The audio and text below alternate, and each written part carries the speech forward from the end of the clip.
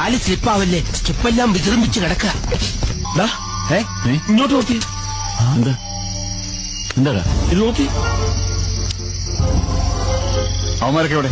അവന്റെ എല്ലാം തൂങ്ങി വെച്ചു സാർ. തൂങ്ങിത്തത്ത എന്തിന്? ഉറങ്ങിയെന്നാ പറഞ്ഞത്. ഉറക്കം തൂങ്ങിത്തത്ത. ഇത് മറ്റേതാ. മറ്റേതാ? ആ പുളിസിയും കാണാൻ കയറിയത്. ഇത് അവന്മാര് തന്നെ. നേരം വിളിക്കട്ടെ, വാ. എനിക്ക് ഇത് കണ്ടിട്ട് എന്തേലും തോന്നുന്നുണ്ടോ?